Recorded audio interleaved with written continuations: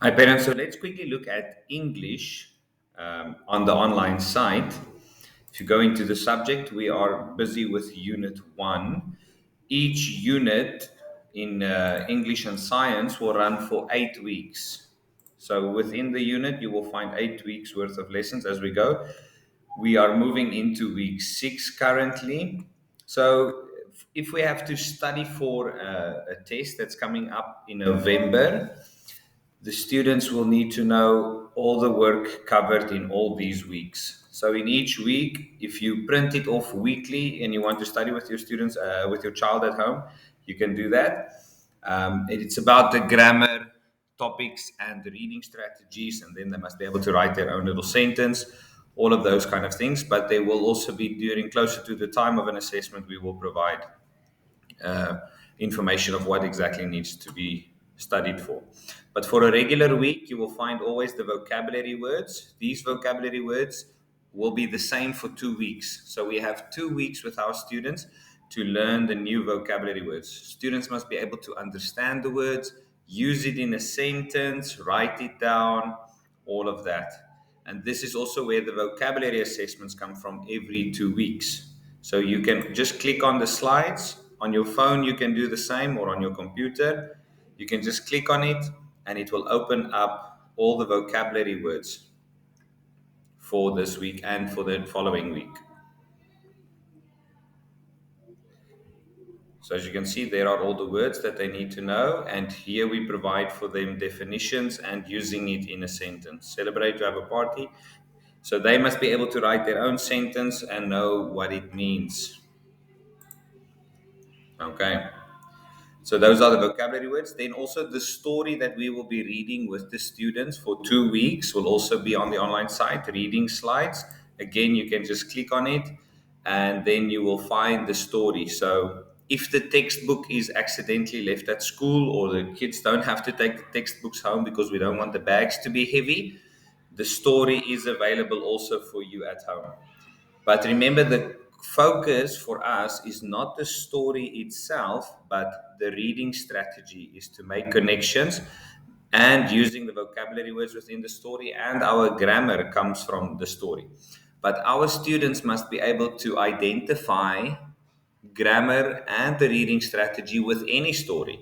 So this is just one of the stories, but if we give them any story, they must be able to tell us how can they connect to the story. So, for example, this is about celebrations. How do the kids connect to family celebrations? Now, we know here in Kuwait, there are many celebrations for families, and the kids share their celebrations in class, and they also use different vocabulary to do that. So, those are your this is your vocabulary words and your reading book. So, if the students leave the book at home, it is available on the online site. Then, if we move into the lessons, now for language arts, it works a little bit different because every single language arts lesson we are covering vocabulary, grammar, reading, writing, and speaking. So, we do not have a vocabulary lesson and a grammar lesson and a reading lesson. Every single day, we want our kids to read. Every day, we are discussing vocabulary words, and every day, we are identifying the grammar within the story and in our speaking. This is how we want our kids to become fluent speakers in language arts. But we do allocate what we are going to do for vocabulary for the week to come and for reading for the week. So, as you can see, first thing here off in red, it states that there will be a vocabulary assessment. This takes place in the last English lesson of the week. Now, we put it like this because you will see that within a grade level, let's say grade fours, not every single class has language arts on the same day. So 410 or 310 or 210 might have language arts on a Thursday but not on a Wednesday, where other classes will have language arts on a Wednesday but not on the Thursday. So we cannot say that we will write the vocabulary assessment on every Thursday because some classes do not have English. So that's why we allocate the last English lesson of the week, or we will say the fourth language arts lesson of the week, or the fifth language arts lesson of the week. We will never let the kids write an assessment on a Sunday. There will always be one day at school to remind them of the assessment if we do the following week. Okay? So for grammar and comprehension as well, when there is a grammar and so for vocabulary assessment, apologies, what do you need to know? They need to know the vocabulary words, which is located here. If it's a grammar and comprehension assessment, there will be also a page like this, which when you click on it, it will show you all the topics that they need to know for the grammar and comprehension assessment. So it will be the 2 grammar topics that they have discussed in class and the reading strategies that they need to know for the grammar and comprehension assessment, or there will be some practices that they can do. So on the day of a grammar and comprehension assessment, there will be a file at the bottom that says assessment criteria, and you can click on it and it will show you what the kids need to know. So for example, the kids will in grade 3 will do a fluency assessment. This will take place during the course of the week because again, there are 20 students in the class. Each student needs to read to the teacher alone. So this will take the whole week to do. So the teachers will start maybe on Monday, like I said, maybe on a Sunday. They will start on Monday and they will be able to listen to 5 students on Monday, 5 students Tuesday, Thursday. But this fluency passage is what the kids need to know. We provide it to you a week before, and the kids just need to be able to read this as fluently as possible. Stopping where they need to stop at commas, at periods. This is what we are looking for. So they can practice at home over the weekend before school even starts. After school, they can practice again. So this is your fluency assessment. And also this is the rubric for how we are grading the students. If you would like to know how we are giving grades for the student, it's right there. And then the rest will just be activities that we are doing in class. And as you can see underneath grammar, what is important for you to know is what is the topic. And we can see here for grade 3s, they are going to do singular and plural nouns. So if you want to practice at home, it's not about completing this specific page right here. They must be able to do singular and plural for any word. So you can take a dictionary, look up any word on Google, any word you see as you drive along the street, on advertisements, all around them in the house. There is a table. What is the plural for table? Okay, we're going to eat dinner. Here's our plate. You have a plate, but we all have plates.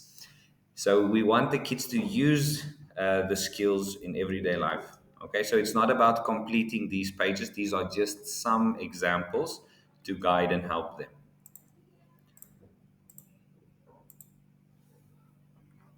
And then lastly, just at the very bottom of the page, then you will see homework for this week. Again, for language arts and math and science will work a little bit different.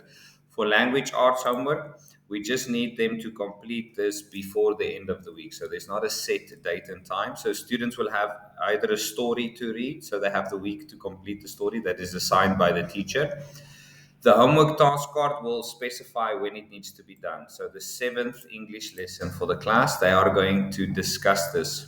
So you can see for this coming week for grade 3s, they need to make a small little poster, and that poster will be used in class during our listening and speaking activity.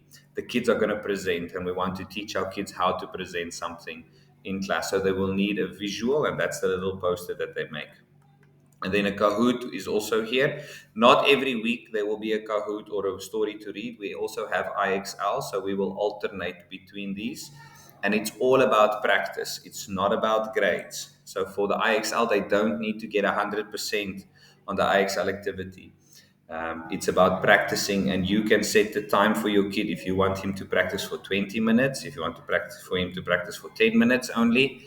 That is up to you. For us, we just want to see that they are actively practicing the IXL activities. And the same for the Kahoot. Kahoots won't take the students too long to complete, and they really enjoy it. But any day they can complete it just before the end of the week.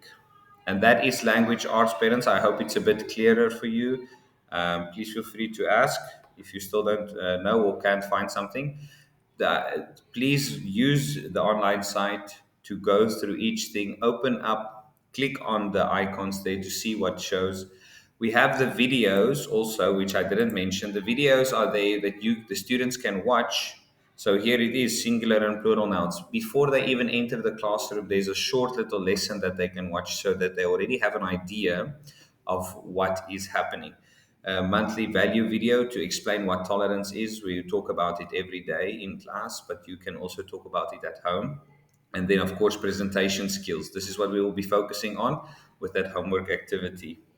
How to use a dictionary, there's a video, and making connections with the reading strategy. So all of these videos, flip videos, meaning they can watch it before school even starts, so they have an idea of what we are going to teach them that day. Next, we will look at math.